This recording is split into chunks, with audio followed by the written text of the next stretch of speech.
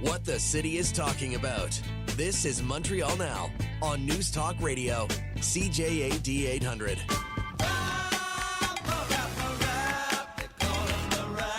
That is James MENNIE. He is over at the Montreal Gazette. So, Jim, the wheels keep falling off Legault's third link. What happened now? I'm sorry, I didn't catch the news today. What are we building now or not building? Well, yeah, I got to tell you, it's kind of funny because we seem to be detecting a developing theme here when it comes to Francois Legault and his increasingly tenuous grip on the facts and some would argue reality. This whole thing, this third link fiasco that has dogged Francois Legault and his government ever since he made the election pledge back in 22 that he was going to build a bridge or a link between Quebec City and Lévis. Then he reneged on that, providing all kinds of really demonstrably fake excuses. He gets pummeled in a by-election, and his party's numbers begin to crash. So his thing is, no, I'm going to bring back the third link. And he actually tasked the research arm of the Caisse de dépôt to look into the transit situation between the two cities and the viability of building a link between the two. The report comes out and it says, well, there isn't really a need. You could put a tunnel through so what? With a tramway, okay? Well, all of a sudden he's going, no. It's the issue of economic security. His rationale is if God forbid something happens to the Pierre Laporte Bridge, right? I guess the shipments of I don't know, beer between the two cities they'd be obliged to either go, through Montreal, or I don't know, maybe take the ferry up to Rivière du Loup. It would be isolated. It would be like an airlift. It would be terrible. So everyone's laughing about that. Everyone knows this is an absolute garbage excuse.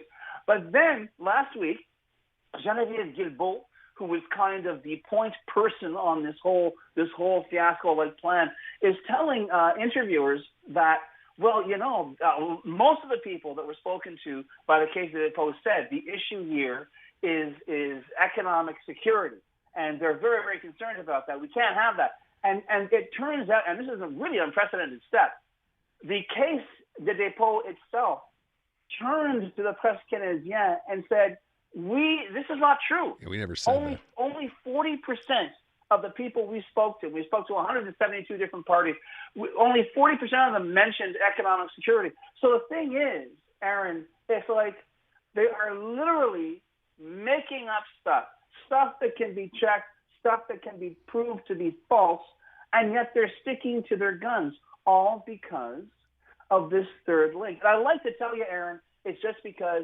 Francois Legault has an obsession with winning back the hearts and minds of the voters in the Quebec City area. But I got to tell you, and I saw this after I sent you my list today, but have you seen the latest development with the feud between Francois Legault and Mark Miller, who's the federal immigration minister, right? Because Francois Legault, and you and I talked about this, said flat out, okay, immigrants are 100% to blame for the housing shortage. To which Mark Miller replied, I'm getting fed up with people who are blaming immigrants for all the problems in this country, especially when it's completely untrue. It's demonstrably false, okay? At which point, of course, the ball goes back to Legault. And this is what he says. He says, listen, I'm sticking by what I said. I am an accountant. I know how to read numbers. And this is the money quote here, right here, Aaron. If Mark Miller wants to say that Quebecers are racist, he'll just have to deal with it himself. Now, you may want to pause and say, wait a second. Mark Miller never said Quebecers were racist. And you'd be right.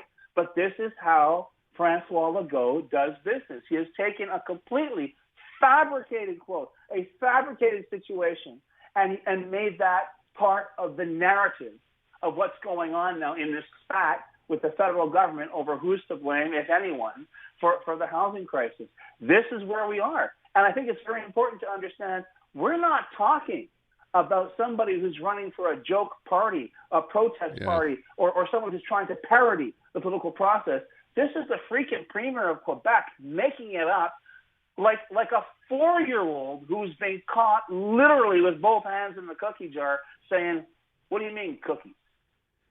Well, I mean, I don't even know how to react to that other than, my first reaction is, and we wonder why people are cynical. But this is something he's been doing, and he's doubling down on this, Jim. He's not walking away when he's called out on it.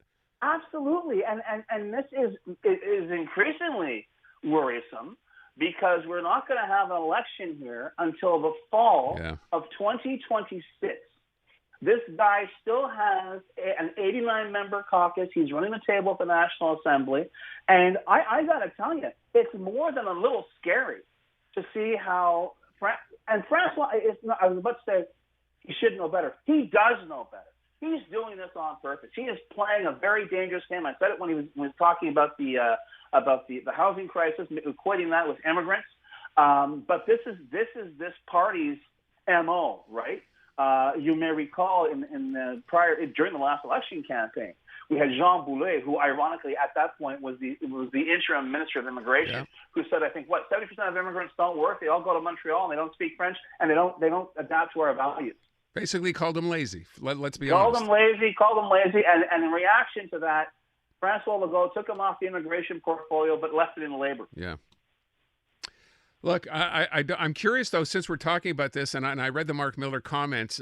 Did you catch Pierre Poilievre today in his interview with Maya?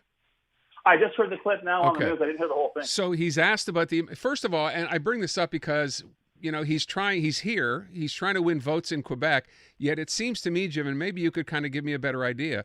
Every time he is asked, I'm speaking now of Pierre Poilievre, about anything here in Quebec, be it Bill 96, be it immigration, he just says, you know what, it's a provincial matter, and he doesn't want to get involved. And I wonder, does that message ever change?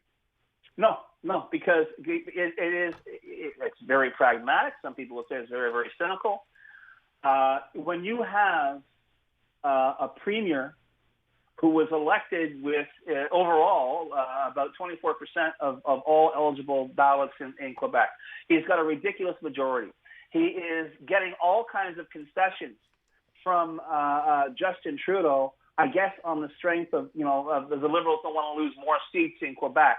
He's not going to mess with that. Yeah. Because even if he lives, and he probably will, win the election with a convincing majority without Quebec's help, he doesn't need the agite from Quebec down the road of you're interfering with this, you're interfering with that. He may well turn around and interfere in Quebec's affairs once he has a mandate from the rest of the country to be prime minister.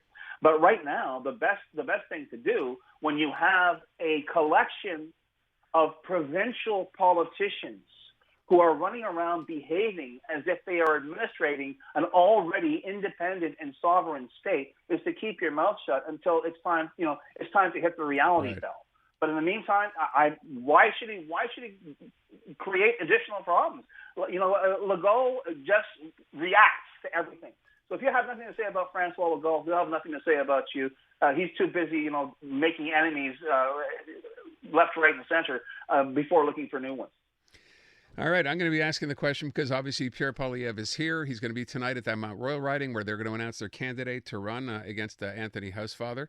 Is there a groundswell, Jim? I know the polls say that, they're basically in Quebec anyway. Liberals and conservatives are tied. Do you sense a groundswell here?